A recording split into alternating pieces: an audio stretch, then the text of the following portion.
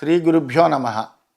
గురుబ్రహ్మ గురుర్విష్ణు గురుర్దేవో మహేశ్వర గురు సాక్షాత్ పరం బ్రహ్మ తస్మై శ్రీ గురవే నమ. అస్మద్ గురుచరణ పాదార విందాభ్యాం నమ. నిన్నటి మన మహాభారత ప్రస్థానంలో వ్యాసుడు ధర్మరాజు దగ్గరికి వచ్చి ప్రతిస్మృతి అనేటువంటి ఒక విద్యని ఉపదేశించి, నాయన నువ్వు సమయానుకూలంగా దీన్ని ధ్యానం చేస్తూ అనుష్ఠానం చేస్తూ అర్జునుడికి ఉపదేశించాలి సమయం వచ్చినప్పుడు. ఆ అర్జునుడు ఈ విద్య ద్వారా అనుష్ఠానం చేసి ఇంద్రుణ్ణి మెప్పించినటువంటి వాడై, దేవతలందరినీ మెప్పించినటువంటి వాడే అనేకములైనటువంటి దివ్యాస్త్రాలను పొందుతాడయ్యా. పొందితే కనుక అప్పుడు యుద్ధంలో ఆ భీష్మ ద్రోణ కృపాచార్యులు, అట్లాగే అశ్వత్థామ, అట్లాగే కర్ణుడు, వీళ్ళని ఎట్లాగ మనము ఎదిరించగలము అనేటువంటి నీ మనసులో ఉన్నటువంటి సందేహానికి ఇదే సమాధానము. అందువలన తప్పనిసరిగా నువ్వు ఈ విద్యను గ్రహించి అనుష్ఠానం చేసి యోగ్యమైనటువంటి సమయంలో అర్జునుడికి ఉపదేశించి అర్జునుడి ద్వారా ఈ దివ్యాస్త్రాలన్నీ కూడా సంపాదించేటువంటి ఉపాయాన్ని ఆలోచించవయ్యా అని చెప్పి ఆయన ప్రతిస్మృతి విద్యని ఈయనకి ఉపదేశిస్తే అది గ్రహించాడు. గ్రహించినటువంటి వాడై వ్యాస ఆదేశానుసారము అలాగే అనుష్ఠానం చేస్తూ ఈ వనం ద్వైతవనం నుండి కామ్యక వనానికి కూడా వెళ్ళారు. వాళ్ళు వెళ్ళి అక్కడ కొంతకాలం అలా గడిపారు. ఒకానొక రోజున అర్జునుడిని పిలిచి ఏకాంతంలో ధర్మరాజు ఈ విషయాలన్నీ కూడా అర్జునుడికి తెలియజేస్తూ ఉన్నాడు. ఏమని తెలియజేస్తున్నాడంటే, శక్తిం న హాసయిష్యంతి తే కాలే ప్రతిపూజితా హజ్య చేయం మహీ కృష్ణ దుర్యోధనవశానుగా సగ్రామ నగరా పార్థ సనాగర వనాకర భవానేవ ప్రియోస్మాకం త్వయి భార సమాహిత. ఓ అర్జున, సమయోచితంగా పూజింపబడినటువంటి వాళ్ళంతా కూడా ఏ పరిస్థితుల్లోనూ కూడా అతని శక్తిని క్షీణింపనీయరయ్యా. ఆ దుర్యోధనుడు సమయోచితంగా వీళ్ళందరినీ పూజిస్తున్నాడు. అందువలన వాళ్ళందరి పట్ల గురుభావం ప్రదర్శిస్తున్నాడు. వాళ్ళందరూ కూడా దుర్యోధను పట్ల చాలా ప్రీతివశంగా ఉన్నారు. ఈ రోజున గ్రామ నగరాలతో సాగరవనాలతో శోభిల్లుతున్నటువంటి ఈ భూమండలం అంతా కూడా దుర్యోధనుడి యొక్క వశంలో ఉంది. అందువలన అర్జున, నువ్వే మాకు ఇష్టుడువు, నీపైనే నేను భారమంతా కూడా మోపుతున్నాను. అత్ర కృత్యం ప్రపశ్యామి ప్రాప్తకాలమరిందమా కృష్ణద్వైపాయనా తాత గృహీతోపనిషన్మయా. అయితే అర్జున, ఈ సమయంలో చేయదగినటువంటి ఒక మంచి మహత్తరమైనటువంటి పనిని నేను కనుక్కున్నాను. అది చెప్తాను విను. నేను పూర్వము వ్యాస మహర్షి ద్వారా ఒక రహస్యమైనటువంటి విద్యను పొందానయ్యా. తయా ప్రయుక్తయా సమ్యక్ జగత్సర్వం ప్రకాశతే తేన త్వం బ్రహ్మణా తాత సంయుక్త సుసమాహిత దేవతానాం చ యథాకాలం ప్రసాదం ప్రతిపాలయ తపసా యోజయాత్మానం ఉగ్రేణ భరతర్షభ ధనుష్మాన్ కవచీ ఖడ్గే ముని సాధు వ్రతే స్థిత న కస్యచిత్ తదన్మార్గం గచ్చతాతోత్తరాం దిశం. ఆ విద్యను ప్రయోగిస్తే కనుక సమస్తమైనటువంటి జగత్తు నీకు ప్రకాశిస్తుందయ్యా. అంతేకాకుండా ఏకాగ్ర చిత్తంతో కనుక దాన్ని ధ్యానిస్తే కనుక ఆయా సమయాల్లో దేవతల యొక్క అనుగ్రహాన్ని అంతా పొందుతావు. నువ్వు ఉగ్రమైనటువంటి తపస్సు చెయ్యాలయ్యా. నువ్వు చేసి ధనస్సు కవచం ఖడ్గం ధరించి సాధువ్రతాన్ని అవలంబిస్తున్నావు. మౌనంగా ఉండి ఆక్రమించడానికి ఎవ్వరికి అవకాశం ఇవ్వకుండా నువ్వు ఉత్తర దిక్కుగా వెళ్ళి అక్కడ నువ్వు ఘోరమైనటువంటి తపస్సు చెయ్యాలి. చేసి దేవతలందరినీ కూడా ప్రీతిపరచాలి. వాళ్ళ యొక్క అనుగ్రహంతో దివ్యమైనటువంటి అస్త్రాలన్నీ కూడా నువ్వు పొందాలయ్యా. ఇంద్రే హ్యస్త్రాన్ని దివ్యాని సమస్తాని ధనంజయ వృత్రాద్భీతైర్బలం దేవై తదాశక్రే సమర్పితం. ఓ ధనంజయ, ఇంద్రుడికి అన్ని దివ్యాస్త్రముల యొక్క జ్ఞానము ఉన్నది. వృత్రాసురుడు వల్ల భయపడినటువంటి దేవతలందరూ కూడా తమ తమ యొక్క అస్త్రాలన్నీ కూడా ఇంద్రుడికి ఇచ్చారు. తాన్యేకస్థాని సర్వాణి తతస్త్వం ప్రతిపశ్యసే శక్రమేవ ప్రపద్యస్వ సతే అస్త్రాన్ని ప్రదాస్యతి దీక్షితో అజ్జైవ గచ్చత్వం ద్రష్టుం దేవం పురందరం. ఆ దివ్యాస్త్రాలన్నీ ఇంద్రుడి దగ్గర ఉన్నాయి. అందువలన అతని నుండి నువ్వు పొందాలి.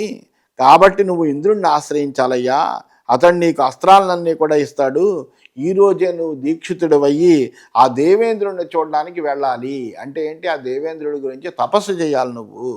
ఇది ఏవముక్త్వా ధర్మరాజ తమధ్యాపయత ప్రభు దీక్షితం విధినానేన ధృతవాక్కాయ మానసం అనుజజ్ఞే తదా వీరం భ్రాతరమగ్రజ. ఈ విధంగా యుధిష్ఠిరుడు అర్జునుడికి చెప్పి అతడు తన యొక్క మరి ధర్మరాజుకి సోదరుల మీద అత్యంతమైనటువంటి ప్రేమ ఉన్నది. అందువల్ల ఇప్పుడు ఈ కార్యమందు అర్జునుడిని నియోగిస్తే ఇతడు ఇక్కడి నుంచి దూరంగా ఉత్తర దిక్కుకి వెళ్ళి తాను ఘోరమైనటువంటి తపస్సు చేసి దేవతలందరినీ కూడా ప్రీతి చేసుకుని వాళ్ళ దగ్గర నుంచి ఈ దివ్యమైనటువంటి అస్త్రాలన్నీ కూడా పొందాలి. ఆ సమయంలో ఈ అర్జునుడి యొక్క వియోగాన్ని ధర్మరాజు భరించాలి. అందువలన అతడు ముందర తన మనస్సుని, వాక్కుని, శరీరాన్ని నిగ్రహించుకున్నటువంటి వాడై దీక్షితుడైనటువంటి అర్జునుడికి ఈ ప్రతిస్మృతి ఏనాడైతే తాను వ్యాస భగవాన్ నుండి పొందాడో ఆ ప్రతిస్మృతి విద్యను అర్జునుడికి ఉపదేశించాలి అని ఒక నిశ్చయమైనటువంటి నిర్ణయానికి వచ్చినటువంటి వాడై ఆ అర్జునుడిని చక్కగా దీక్షితుణ్ణి చేసి ఆయన్ని చక్కగా స్నానాధికారాన్ని ఆచరించి శుచిర్భూతుడై రమ్మని చెప్పి విధి విధానంగా ఆ ప్రతిస్మృతి విద్యను ఆ అర్జునుడికి ఉపదేశించాడు. తన వీర సోదరుడైనటువంటి అర్జునుడిని వెంటనే బయలుదేరమని ధర్మరాజు అనుమతి కూడా ఇచ్చాడు. నువ్వు వెళ్ళు, ఈ విద్యను తీసుకుని చక్కగా అనుష్ఠానం చేస్తూ నువ్వు ఆ దేవతలందరినీ కూడా వాళ్ళ యొక్క అనుగ్రహాన్ని పొందవయ్యా, వాళ్ళ యొక్క సాక్షాత్కారాన్ని కలుగుతుంది అని చెప్పాడు. నిదేశాద్ ధర్మరాజస్య ద్రష్టుకామ పురందరం ధనుర్గాండీవమాదాయ తదాక్షయ్యే మహేషుధి కవచీ సతలత్రాణ బద్ధగోద అంగులిత్రవాన్ హుత్వాగ్నిం బ్రహ్మణాన్ నిష్కైః స్వస్తి వాచ్య మహాభుజైః ప్రాతిష్ఠిత మహాబాహు ప్రగృహీత శరాసనః వధాయ ధాప్తరాష్ట్రాణం నిశ్వస్య ఊర్ధ్వముదీక్ష్య చ. ధర్మరాజు యొక్క ఆజ్ఞ తీసుకున్నాడు. ఇంద్రుణ్ణి చూడాలి అని అనుకున్నాడు ధనంజయుడు. అంటే ఆ ఇంద్రుణ్ణి తపస్సు చేత మెప్పించి ఆయన్ని యొక్క అనుగ్రహం చేత వెంటనే ఈ అస్త్రాలన్నీ కూడా పొందాలి అని అనుకున్నటువంటి ఆ అర్జునుడు అగ్నికి ఆహుతులు ఇచ్చి బ్రాహ్మణులందరికీ కూడా దక్షిణలు ఇచ్చాడు. వాళ్ళు స్వస్తివచనం పలికారు.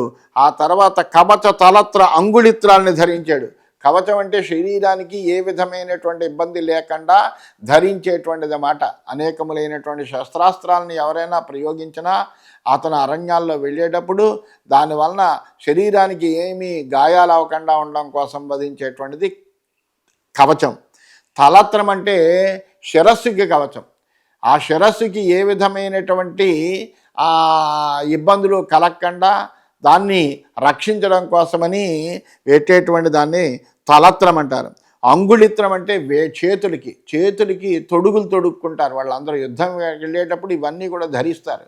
అందువలన ఇప్పుడు ఒక కార్యసాధకుడే అర్జునుడు వెడుతున్నాడు, తాను అక్కడే వెడుతున్నాడు కాబట్టి ఇవన్నీ కూడా ధరించి గాంధీవాన్ని తీసుకున్నాడు. అక్షయమైనటువంటి అంబురుపదిని తీసుకున్నాడు. ఆ ధార్తరాష్ట్రుల వధ కొరకు నిట్టూర్చి పైకి చూసి ఒక్కసారి ఆయన బయలుదేరట. తం దృష్ట్వా తత్ర కౌంతేయం ప్రగృహీత శరాసనం అబ్రువన్ బ్రాహ్మణ సిద్ధ భూతాన్యంతర్హితాని చ. ఆ శరాసనం ధరించి బయలుదేరుతున్నటువంటి అర్జునుడిని చూసి బ్రాహ్మణులు, సిద్ధులు, అదృశ్యంగా ఉన్నటువంటి భూతాలు అన్నీ కూడా ఇలా అన్నాయట. క్షిప్రమాప్నుహి కౌంతేయ మనసా యద్యదిచ్ఛసి అబ్రువన్ బ్రాహ్మణాత్పార్థం ఇది కృత్వా జయాసిధ సంసాధయస్వ కౌంతేయ ధ్రువోస్తు విజయస్తవ. ఆ బ్రాహ్మణులందరూ కూడా జయాశీస్సులను అందజేశారు. ఓ విజయోస్తు అన్నారు. విజయుడు అంటారు ఆయన్ని. అటువంటి ఆ అర్జునుడికి విజయం కలుగుగాక అని అన్నారు. నువ్వు మనస్సులో కోరుకున్నటువంటి దాన్ని శీఘ్రంగా పొందుతావయ్యా పార్థ, నువ్వు నీ అభీష్టాన్ని సాధించు, నీకు విజయం తప్పనిసరిగా కలుగుతుంది అని బ్రాహ్మణులందరూ కూడా స్వస్తివాచకాలు చేశారు. తం తథా ప్రస్థితాం వీరం శాలస్కంధోరుమర్జునం మానాంస్యాదాయ సర్వేషాం కృష్ణావచనం అబ్రవీత్. మంచి సాలవృక్షం లాంటి భుజాలు కలిగినటువంటి వాడు, మంచి పరాక్రమవంతుడైనటువంటి అర్జునుడు బయలుదేరుతుంటే అందరి మనస్సుల్లో అభిప్రాయాలని గ్రహించినటువంటి ద్రౌపది ఆ అర్జునుడితోటి ఈ విధంగా అంటోందిట. యత్ తే కుంతి మహాబాహో జాతస్యైచ్ఛద్ధనంజయ తత్తేస్తు సర్వం కౌంతేయ యథాచ స్వయం ఇచ్ఛసి. ద్రౌపది చెప్తుందో, కుంతి కుమార అర్జున, నిన్ను కన్నప్పుడు నీ తల్లి కుంతి నీ గురించి ఏమని భావించిందో, నీ మనస్సులో ఏం కోరుకుంటున్నావో అవన్నీ కూడా నీకు లభించుగాక. మా అస్మాకం క్షత్రియకులే జన్మ కశ్చిద్ అవాపునియాత్ బ్రాహ్మణేభ్యో నమో నిత్యం ఏషాం భైక్షేణ జీవిక. మన క్షత్రియ కులంలో ఎవ్వరూ పుట్టకుండుగాక. ఈ బ్రాహ్మణులందరికీ కూడా నమస్కారం. వాళ్ళు భిక్షాటనచే కూడా జీవించవచ్చు. మన క్షత్రియ కులంలో పుడితే కనుక మనకి భిక్షాటన కూడా లేదు. అందువలన అత్యంత కష్టమైనటువంటిది ఇది. అందువలన ఇదమ్మే పరమం దుఃఖం యస్సపాప సుయోధన దృష్ట్వా మాం గౌరీతి ప్రహసన్ రాజ సంసది. ఇది నాకు చాలా దుఃఖాన్ని కలిగిస్తోందయ్యా. పాపాత్ముడైనటువంటి ఆ దుర్యోధనుడు రాజ్యసభలో బిగ్గరగా నవ్వుతూ నన్ను గౌహు అని అన్నాడు. అనేక పురుషులకు ఉపభోగక్షమైనటువంటి దానిగా దాని అభిప్రాయము. అటువంటి మాట మాట్లాడాడు. తస్మాత్ దుఃఖాద్ ఇదం దుఃఖం గరీయ ఇది మే మతి యత్తత్ పరిషదో మధ్యే బహ్వయుక్తమభాషత. ఆ దుఃఖం కంటే కూడా నన్ను నిండు సభలో మిక్కిలి అనుచితంగా మాట్లాడాడు. అది నాకు ఇంకా దుఃఖాన్ని కలిగిస్తోందయ్యా. నూనం తే భ్రాతర సర్వే త్వత్కదాభిప్రజాగరే రంస్యతే వీర కర్మాణి కథయంత పునః పునః నైన నపార్థ భోగేషు నధనే నోత జీవితే త్వయిన పార్థ సర్వేషాం సుఖదుఃఖే సమాహితే జీవితం మరణం చైవ రాజ్యమైశ్వర్యమేవ చ అపృష్టో మేసి కౌంతేయ స్వస్తి ప్రాప్నుహి భారత. ఓ వీరశ్రేష్ఠ, నువ్వు వెళ్ళిన తర్వాత నీ సోదరులు మెలకువగా ఉన్నటువంటి సమయాల్లో నీ వీరగాథలే మాటి మాటికి చెప్పుకుంటూ ఉంటారు. ఇది నిశ్చయము. కానీ అర్జున, నువ్వు చాలా కాలం ప్రవాసంలో ఉంటే మాకు భోగాల పట్ల కానీ, ధనం పట్ల కానీ, జీవితం పట్ల కానీ ప్రీతి కలగదు. ఎందుకంటే నిన్ను చూడకుండా మేము ఉండలేం. మా అందరి సుఖదుఖాలు, జీవన మరణాలు, రాజ్యము, ఐశ్వర్యం అన్నీ నీ మీదే ఆధారపడి ఉన్నాయి. నీకు వీడ్కోలు పలుకుతున్నాను. అందువలన ఓ భరతనందన, కుంతీ కుమార, ధనంజయ, నీకు శుభమగుగాక అని ఆమె చెప్పింది. బలవద్భిర్విరుద్ధం న కార్యం ఏతత్వయా అనగా ప్రయాహి అవిఘ్నేనైవాసు విజయాయ మహాబల. నమో ధాత్రే విధాత్రే చ స్వస్తి గచ్చహ్యనామయం. ఓ మహాబల, నువ్వు బలవంతులతో విరోధించవద్దు. నిర్విఘ్నంగా విజయం కొరకు శీఘ్రంగా వెళ్ళవయ్యా.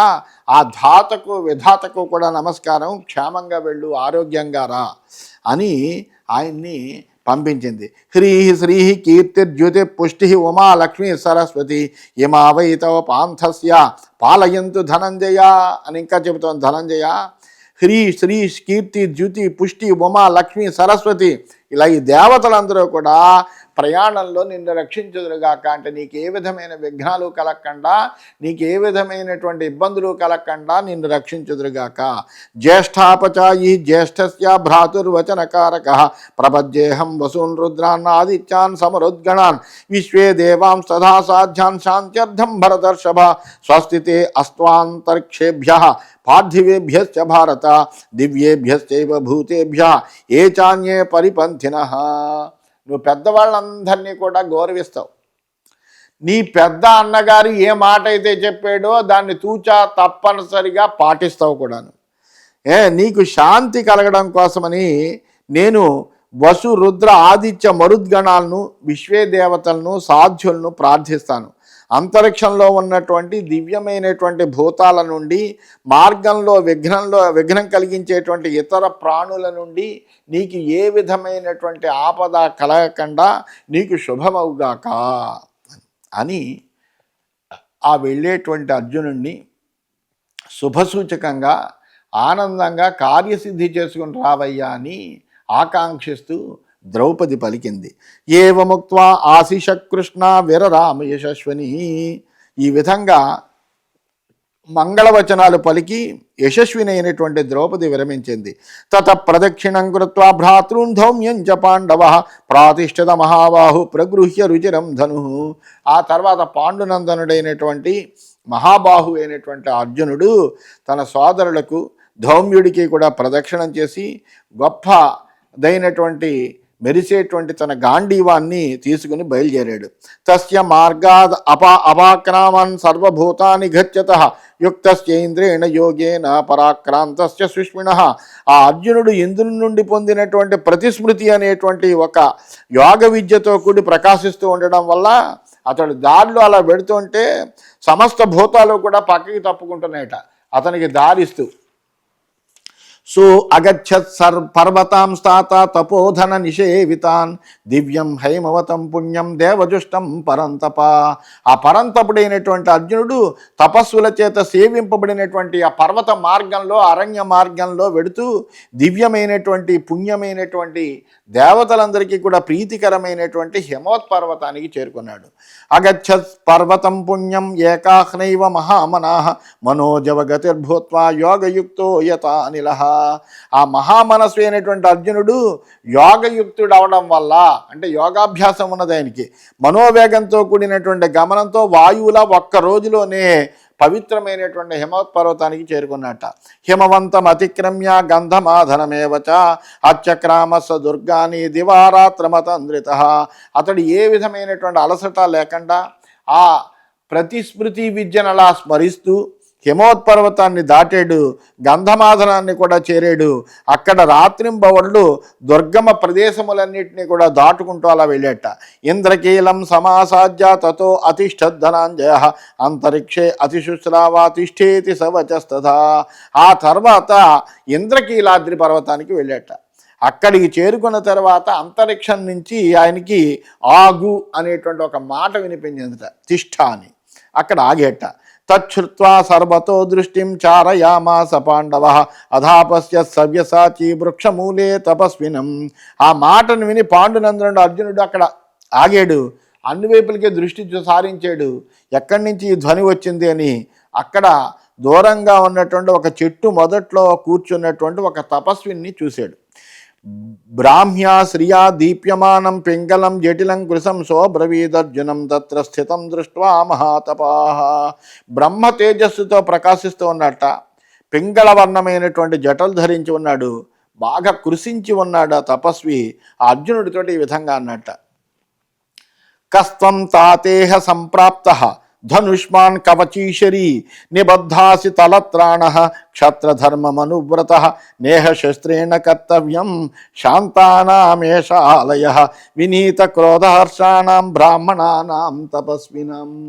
ఆ అర్జునుడిని చూసేట, చూసి ఆ తపస్వి ఈ విధంగా అన్నట, మహర్షి మహానుభావా, ఏమిటయా నువ్వు ధనుర్బాణాలు ధరించావు, కవచం ధరించావు, ఖడ్గం తలత్రాణం కూడా ధరించావు, క్షత్రధర్మాన్ని అనుసరిస్తూ ఇక్కడికి వచ్చేవేంటి, నువ్వు ఎవరు అసలు?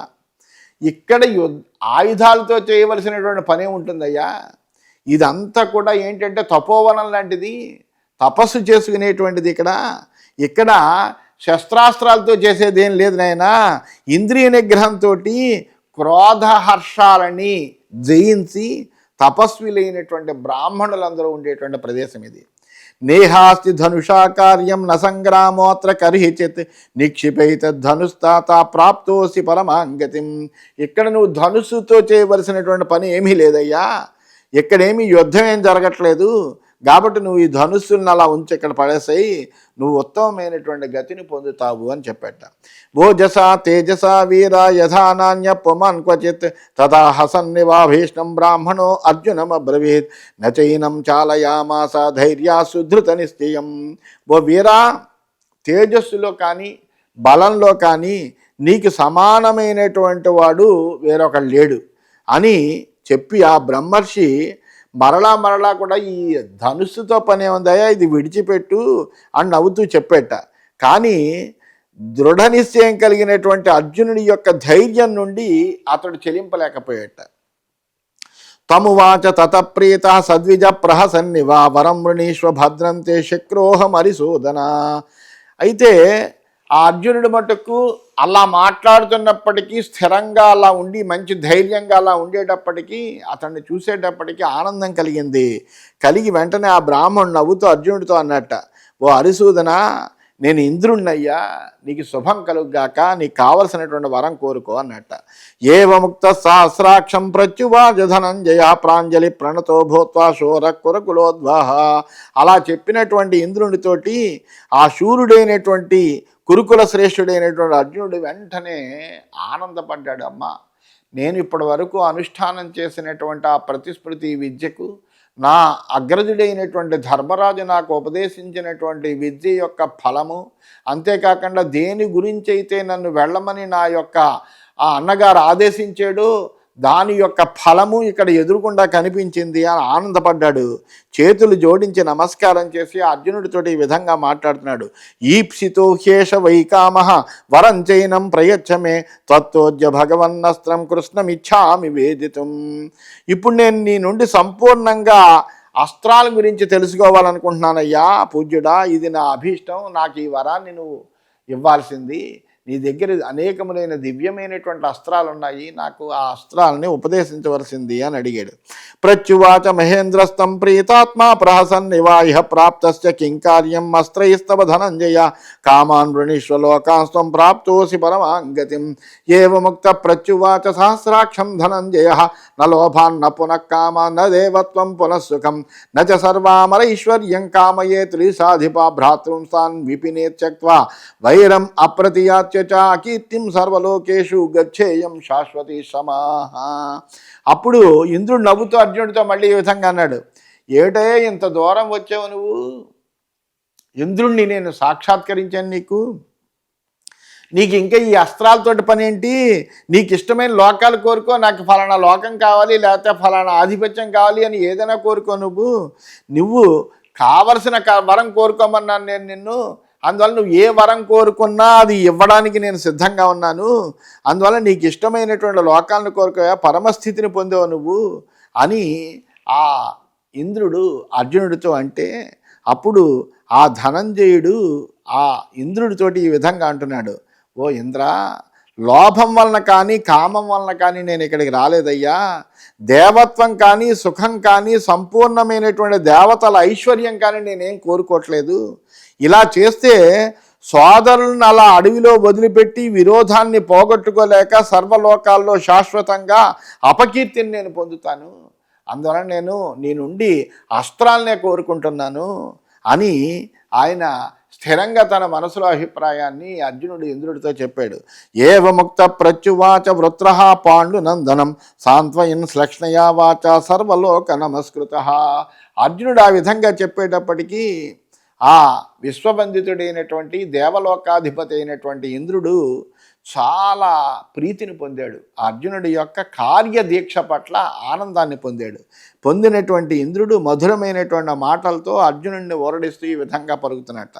యదా ద్రక్షసి భూతేశం త్రియక్షం శూలధరం శివం తదా దాతాస్మి తే తాత దివ్యాన్యస్త్రాణి సర్వసః. నాయనా, నీకు ఈ అస్త్రాలు కావాలి అంటే కనుక నువ్వు చేయవలసిన పని ఇంకోటి ఉందయ్యా. త్రినేత్రుడు శూలధరుడు భూతేశుడు అయినటువంటి ఈశ్వరుణ్ణి నువ్వు దర్శించాలి. ఆ ఈశ్వరుణ్ణి కనుక నువ్వు దర్శించగలిగినట్లయితే కనుక అప్పుడు నీకు నేను అన్ని విధములైనటువంటి దివ్యాస్త్రాలని కూడా నేను నీకు ఇస్తాను.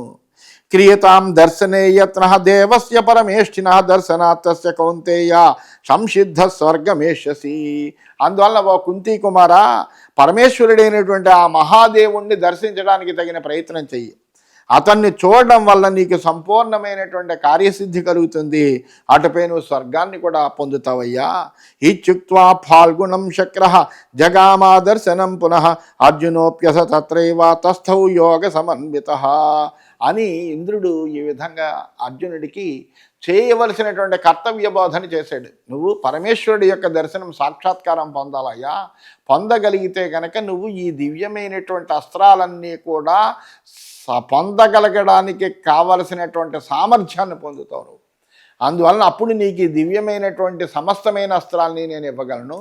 అందువలన నువ్వు పరమేశ్వరుడి యొక్క సాక్షాత్కారం పొందడానికి ప్రయత్నం చెయ్యి, దానికోసం నువ్వు వెళ్ళు అని ఆ అర్జునుడికి తను చేయవలసినటువంటి కర్తవ్యాన్ని ఉపదేశించాడు ఇంద్రుడు. అప్పుడు వెంటనే ఆ ఇంద్రుడు ఆ మాట చెప్పి ఆయన అదృశ్యమైపోయాడు.